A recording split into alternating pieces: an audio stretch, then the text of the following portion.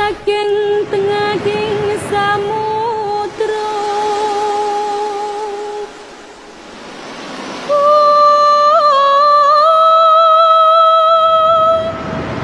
Yungingkang balagoso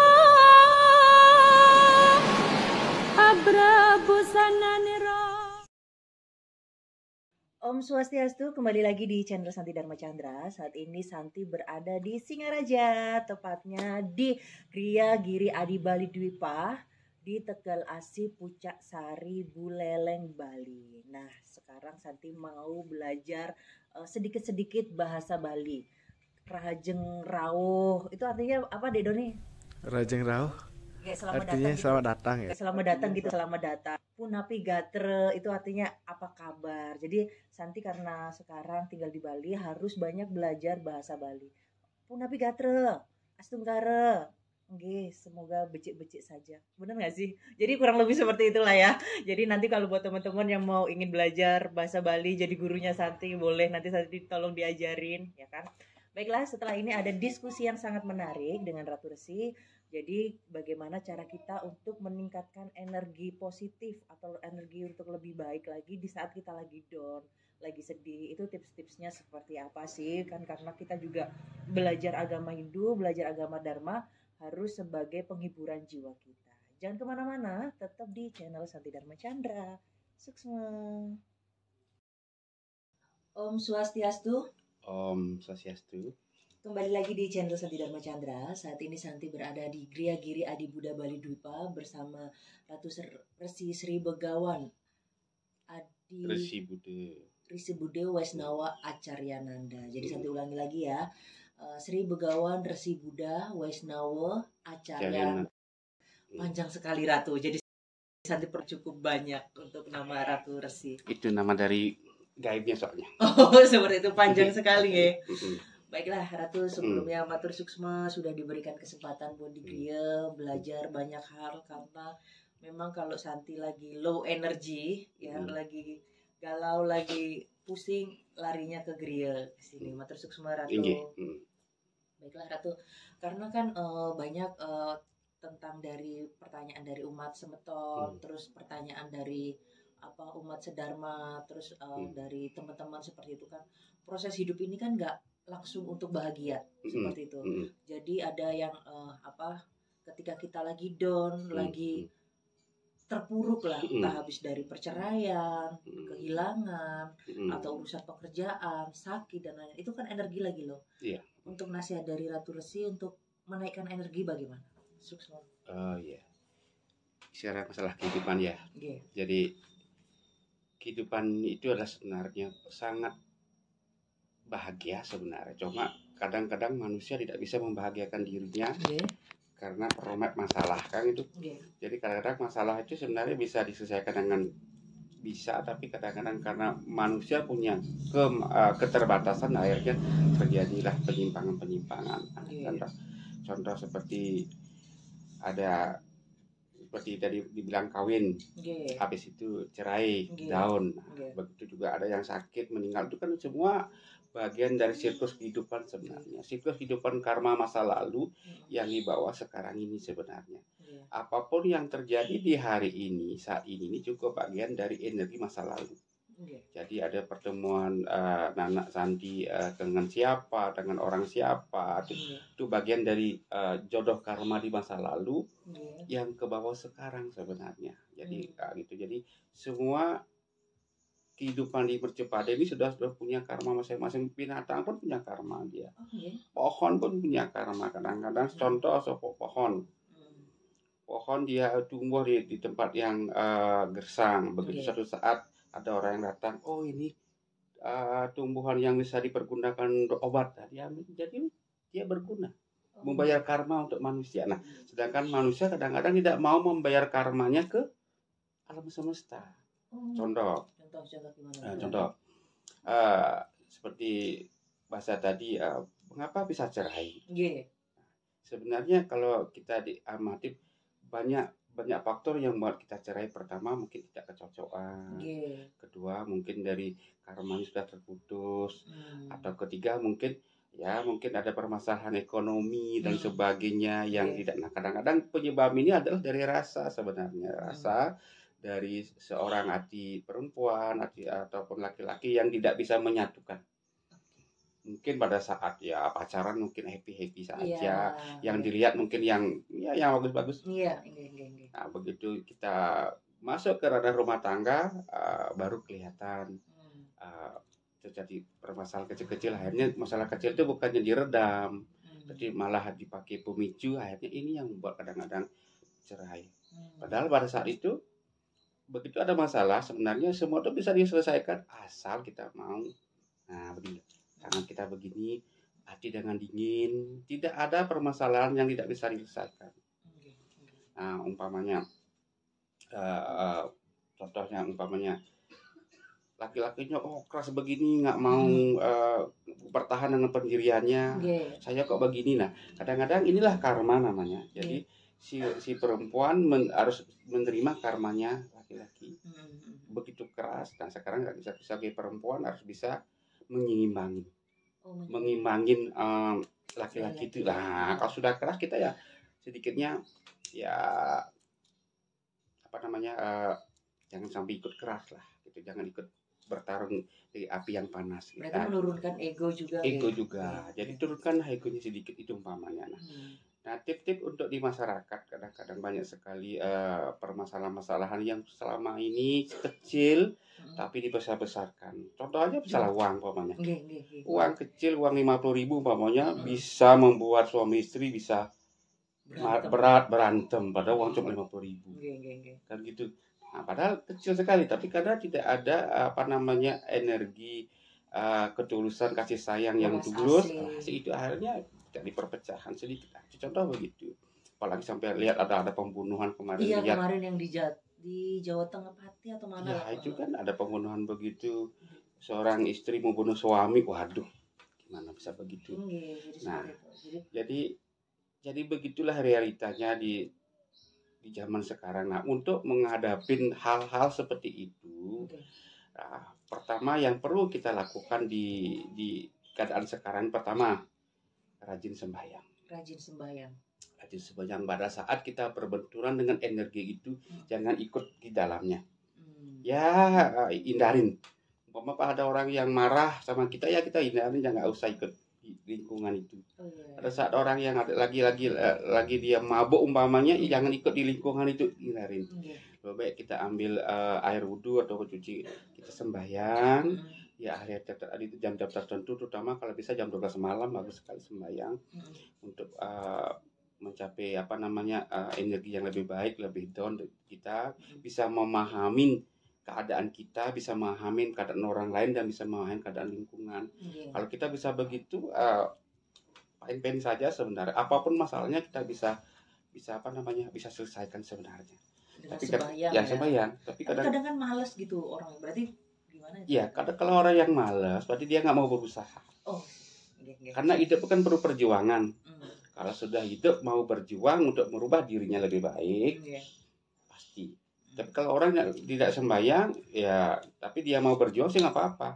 Tapi kalau sudah orang yang mau bersembahyang dan mau berjuang, pasti ada jalan keluar untuk menyelesaikan masalah itu. Itu sebenarnya tuh. Umpamanya, seperti kemarin ada kasus Steve yang dari sini, masalahnya berat ya, berat sekali masalahnya. Tapi gimana bisa beliau itu sabar sekali, sudah punya anak 4, sabar. Pada suaminya diajak ke gereja nggak mau umpamanya, gitu, diajak berobat nggak mau gitu, karena kekeh gitu. Nah, kadang-kadang penyebabnya itu kita lihat apa penyebabnya, apakah memang dari karakternya, apakah karena dari lingkungan, apakah karena pengaruh orang ketiga. Nah, kalau pengaruh karena lingkungan, kita gimana caranya mengimit lingkungan itu biar lebih baik, biar tidak pengaruh kepada orang itu. Kalau pengaruh orang ketiga, gimana kita melepaskan orang ketiga itu biar nggak pengaruh ke orang ini. Sebenarnya simpel sih, cuma kadang-kadang manusia tidak mau menjalaninya itu, cuma sekedar menerima, kan itu akhirnya terjadi perpecahan. itu. Tapi biasanya kan Santi pelajari bahwa segala sesuatu hal di dunia ini nggak boleh berlebihan ya Ratu, terhadap pasangan kita, anak kita, pekerjaan atau apapun seperti itu kan. Bagaimana sih cara kita untuk melepaskan, menganggap semua itu biasa aja dan kemelekatan gitu? Itu bagaimana? Ya. Sebenarnya itu sudah masuk ke ranah ke ilmu kebudayaan tuh, nah. Oke. Gimana itu? Itu sudah ilmu pelepasan, ilmu kebudayaan kayak gitu. Sebenarnya kalau ilmu kebudayaan pelepasan itu apa yang kita kejar itu akan kita tinggalkan sebenarnya.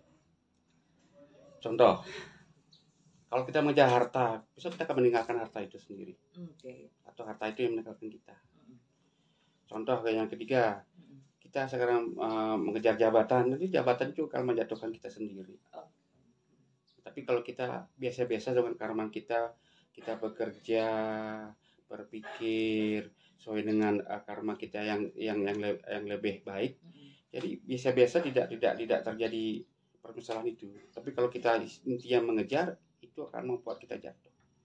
Jadi seperti Buddha kan cuma diam, biasanya menerima, polas asih menerima. Seorang Buddha apapun disakiti dia tidak menerima, bahkan mau mendoakan mereka itu contohnya. Kalau kita bisa mendoakan mereka yang bersengketa, bisa mendoakan mereka yang sakit, mereka yang yang berpunya masalah, itu yang sebenarnya yang luar biasa. Apalagi kita bisa berbagi energi, berbagi kasih. Nah, itu sifat kebudayaan sebenarnya. Tapi kalau kita masih egois, menang sendiri, ingin menguasain, ya akhirnya dia sakit sendiri, jatuh sendiri. Tapi kan berarti di tahap hidup kita mendoakan orang yang menyakiti kita, yang mengkhianati kita atau siapapun, itu kan susah Ratu. Biasanya kan kesel kita, marah, gitu gimana itu? Pasti, namanya juga manusia kan, apalagi kita punya masalah, kedua kita ditipu, umpamanya disakitin. Begitu kita jangan kan mau mendoakan melihat orang itu benci kan, begitu, pasti kan? Begitu. Nah pada saat itu kalau kita renungin apa yang terjadi saat itu juga bagian dari pembayaran utang karma kita sebenarnya. Mengapa kita tersakitin, umpamanya kita tertipu, itu karena mungkin di masa lalu kita ya pernah kejadian itu terulang kembali, mungkin pernah menipu orang, menyakiti orang, sekarang ketemu sama dimensi itu kita harus bayar. Oh seperti itu ya. Kalau kita bisa bayar, kita bisa renungkan, oh saya sudah membayar utang karma saya dengan saya tersakitin, dengan saya difitnah dan sebagainya. Udah bersyukur. Kalau sudah bisa bersyukur dan bisa mendoakan, naik energi kita akan naik. Oh jadi itu salah satu cara untuk menaikkan energi. Ya, energi kita akan naik. Nah, bahkan mereka yang kita tersakitin atau yang menyakitin kita, nanti kita menjadi sahabat yang baik kembali. Itu sebenarnya. Tripnya kecil sekali, coba orang nggak mampu melakukan itu karena apa? Karena egonya terlalu dibesarin. Tapi kalau kita coba merenung hidup kita buat apa, tujuan kita hidup untuk apa, dan mau kemana nanti, dan untuk siapa. Akhirnya kalau kita mengetahui ternyata kita hidup cuma sementara, seperti bahasa kemarin, seperti bahasanya Nak Santi, cuma kita butuh makan 2-3 kali udah cukup. Mengapa berlebihan? Tapi perlu berlebihan itu apa? Karena dengan kondisi kan begitu, tapi kebutuhan kita seberapa kan begitu. Nah, untuk tadi Ratu singgung tentang tujuan hidup. Banyak memang kita belum tahu tentang tujuan hidup kita itu sebenarnya apa sih? Itu yang menyebabkan orang itu bingung gitu Ratu. Cara untuk mengetahui tujuan hidup itu bagaimana Ratu? Iya. Sekarang kalau untuk mencapai tujuan hidup, arah hidup sebenarnya. Arah hidup, kalau tujuan hidup pasti kalau akan mati aja nanti kan gitu. Terakhirnya mati, mau saktan dah apa kan gitu. Tapi kalau arah hidup sekarang kemana kan gitu. Nah perlulah kita merenungi diri pada saat jam-jam tertentu, pada hari tertentu, ataupun pada saat rileks kita mohon sama leluhur. Mohon sama leluhur. Jadi intinya panggil leluhurnya, mohon tuntun hambamu ini biar mendapatkan jalan yang benar untuk mencapai tujuan hidup yang lebih baik. Umpamanya Nak Santi sekarang di sini berdoa, mudah-mudahan Nak Santi kedepannya lebih baik, dapat pekerjaan yang cocok sesuai dengan apa yang diharapkan untuk leluhur. Harapan Nak Santi itu lakukan. Umpamanya dengan kerjaan begini leluhur mengharapkan, mungkin ini lancar. Tapi kalau mungkin leluhur nggak mengharapkan, mungkin cuma sebentar udah terjadi. Oke. Nah, itu kuncinya kita ke leluhur dulu. Leluhur Ya, apapun agamanya, karena kita tetap ke leluhur dulu baru ke. Kalau memang tujuan itu kan cuma mau saktam bahagia, bahagia lahir batin. Nah, sekarang gimana kita bisa membahagiakan diri kita pada saat kita nggak punya dulu? Membahagiakan diri ketika nggak punya Nggak punya, apa-apa. itu yang susah. Kalau orang yang udah punya mobil, udah pasti ada rasa bahagia. Pada punya istri cantik sudah bahagia, tapi belum tentu juga bahagia kadang-kadang. Tapi pada saat kita nggak mampu, pada umpama seperti Nak Santi dengan sendiri, dari jauh sendiri sini kan, dari Jakarta sendiri, gimana kita bisa membahagiakan diri sendiri? Iya sih, benar sekali. Itu yang sebenarnya. Kalau kita bisa membahagiakan sendiri, pada saat kita kadang nggak mampu, pada saat kita mampu pasti lebih bahagia. Nah, caranya gimana? Gimana caranya? Satu, sering-sering bersyukur. Sering bersyukur. Bersyukur kuncinya, apapun yang terjadi, apapun hari ini terjadi, apapun itu bersyukur aja. Terus? Makanya kalau di Bali itu bahasa bersyukur ada. Emang apa tuh bilang? Bu ya bener ya. Apa-apa agat ya gitu ya. Agat yang mati, agat sakit kan gitu. Agat begini jadi bahasa agat tuh bahasa bersyukur. Padahal sudah meninggal dibilang agat juga kan gitu. Nah, itu bahasa di Bali itu bersyukur. Nah, makanya rasa syukur tuh dikembangkan, membuat energi itu yang lebih baik. Dan sebenarnya. Jadi bersyukur ya dalam keadaan apapun itu bersyukur. Jadi caranya di titik kita nggak punya apa-apa, tapi kita berusaha untuk bahagia. Seperti itu. Karena membahagiakan diri sendiri yang susah. Mungkin kalau membahagiakan orang lain gampang. Oh, orang itu minta uang ini, uang udah selesai, udah bahagia. Tapi kita diri sendiri belum tentu bisa. Nah, jadi lebih baik kita ke dalam dengan meditasi. Gimana dengan kita meditasi, kita bisa membahagiakan sang jiwa dulu, sang roh dulu. Kalau begitu kita bisa bahagia, otomatis hidup kita lebih tenang lagi. Nah, untuk meditasi, misal banyak yang pemula Ratu masih belum tahu meditasi itu apa sih gitu kan. Caranya hal yang sederhana aja dari awal pemula untuk meditasi itu bagaimana? Kalau untuk pemula, jadi sarannya Ratu ya belajar napas aja dulu. Napas, tarik napas, tahan napas. Rasakan hembusan napas pelan-pelan. Nah, pokoknya rasakan energi napas yang dirasakan dan napasnya dulu. Kalau itu bisa, hebat orang. Apalagi bisa tarik napas yang di kiri, di hidung kiri, keluarkan hidung kanan. Kalau itu dilakukan lagi lebih bagus, tanpa mantra. Berarti mikirnya meditasi tuh mantranya sulit atau apa, ternyata enggak ya Ratu? Enggak. Sesimpel itu. Enggak, orang meditasi pokok pakai mantra. Orang meditasi orang diem. Orang kita merenungi diri, kedua merasakan energi alam semesta dengan syukur apa yang ada hari ini, itu sebenarnya. Tapi kadang kan manusia tuh ngerasa kadang hidup gue gini banget, kalau bahasa Jakarta ya. Kayaknya nggak adil banget deh gini. Kenapa sih hidup nggak kayak orang normal pada lainnya, yang lain rumah tangganya baik-baik aja. Ternyata kayak gini atau yang lain gini. Itu bagaimana Ratu? Iya, kalau itu sebenarnya perjalanan sebuah kehidupan karma. Kadang-kadang seorang perempuan begitu sudah mencintai suami dengan baik, dengan tulus sampai punya anak, tapi ke suatu ketika diceraikan. Padahal ada sebab akibat tuh umpamanya ya. Mungkin sebabnya mungkin karena ekonomi dan faktor itu kan biasa. Tapi kadang-kadang yang faktor yang tidak ada faktor bisa, itu tergantung karma kita. Jadi karma kita harus bisa menerima. Jadi jangan sedih karena kehidupannya masih panjang membayar karma. Mungkin Nak Santi membayar karma pada suaminya pada saat itu segitu. Tapi sebegitu sudah terputus ya udah, dilupakan saja. Nah, mungkin cari yang lebih cocok lagi, yang ke depan, yang seiman, kedua yang sepaham, yang bisa menyayangi, yang bisa menerima apa adanya. Iya sih, betul. Nah, jadi titiknya bukan uang sekarang. Yang bisa menerima apa adanya itu yang utama. Dengan keadaan kondisi begini ada yang bisa menerima dan bisa membahagiakan Santi, itu yang utama. Masalah uang usah dicari. Gak apa-apa, nanti kalau gue urusan jodoh biar dijodohin aja sama dicarikan sama Ratu Resi. Udah males cari sendiri. Ratu Resi lebih paham soalnya. Ratu, satu lagi nih.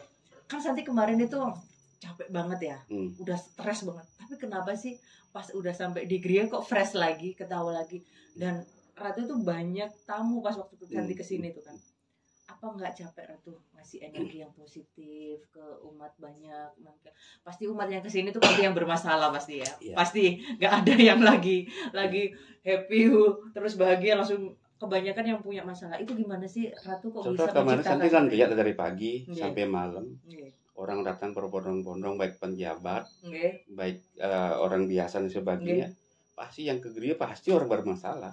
Nggih. Tidak ada yang orang-orang yang benar-benar dapat, oh sini loh, ini Ratu, ini uang 1 M, tidak mungkin begitu. Pasti dia ke sini, Ratu, dia saya punya masalah begini, mohon dibantu, mohon didoakan. Kenapa itu Ratu? Ya itu tugasnya itu tugasnya Sulinggi. Jadi tugasnya Sulinggi bukan muput saja. Jadi bukan muput upekare saja. Gimana Sang Sulinggi punya energi juga untuk nang sang abde, sang petirtang, sang pedesan jadi upedesa. Jadi bisa apapun yang diminta sama masyarakat, Sulinggi harus bisa. Contoh orang yang sakit kita harus bisa membantu menyembuhkan dengan cara energi atau dengan cara pengelukatan atau dengan cara darah dengan macam-macam. Karena sakit itu banyak. Kalau sakit yang pikiran ya kita ajak ketawa ya kemarin, jadi bisa sembuh. Tapi yang sakit yang seperti kemarin ada kanker kita kasih energi. Jadi simpel saja. Dan mengapa bisa tetap bugar? Kuncinya happy. Bersyukur. Happy bersyukur. Apapun ya tetap happy bersyukur. Padahal sekarang udah capek sih benar. Tapi lebih umat ya nggak apa-apa. Nggak apa-apa karena itu tugas membayar karma. Seorang wiku membayar karma ke umatnya memberikan pelayanan. Gitu. Nah satu yang Santi pelajari dari Ratu ya, kegiatan Mewinten yang dulu, terus banyak hal kan yang datang di sini tuh dari pejabat, Santi lihat bahkan dari yang kita masyarakat yang biasa saja atau ya sebanyak hal lah. Apa yang bikin Ratu nggak membedakan mereka semua dilayani dengan baik tanpa membedakan jabatanmu apa atau apa, tanya-tanya kayak gitu nggak Ratu? Jadi apa yang bisa Ratu sampai di titik dianggap sama gitu loh Ratu? Kalau Ratu punya prinsip, siapapun yang ke gereja, pasti dia butuh sesuatu ke gereja. Baik yang orang dari kalangan paling di bawah sampai di atas, kalau sudah ke gereja dia pasti membutuhkan sesuatu. Itu yang kuncinya. Kedua, Ratu harus bisa memberikan yang terbaik buat mereka dan tidak membedakan siapapun mereka, karena dalam tubuhnya ada Tuhan. Yang kaya punya Tuhan, yang miskin punya Tuhan, yang sakit punya Tuhan, yang sehat punya Tuhan. Karena dalam tubuhnya juga ada Sang Yang Widi, para Atman yang melinggih. Nah, Ratu perlu hormati dia dan perlu juga memuliakan mereka. Apabila Ratu bisa memuliakan manusia, otomatis mereka akan naik derajatnya juga. Kalau sudah naik derajatnya, tugasnya wiku kan sudah bagus. Bukan tugasnya sekedarannya upekare saja, tapi memperbaikin dari kualitas manusia itu sendiri, dari kualitas spiritualnya, dari kualitas yadninya lagi, biar tidak di Bali itu ya yadni terus akhirnya terjadi rumah tangganya kadang hancur. Kadang-kadang contoh kita punya uang 10 juta tapi yadninya dengan makin 20 juta kita pinjam ke tetangga, besoknya memasakkan diri, apa yang terjadi? Jadi beban. Nah, padahal yang dibutuhkan saat ini di zaman kali ini spirit orang-orang untuk meningkatkan energi. Mengapa? Karena di zaman ini materi yang utamakan. Kadang-kadang kualitas yadnya mereka nggak tahu kualitas yadnya, yang penting sudah ada yadnya, pikir sudah selesai, belum tentu. Perlu banyak energi yang harus menyimbangkan energi alam semesta dalam di rumah itu sendiri, itu sebenarnya.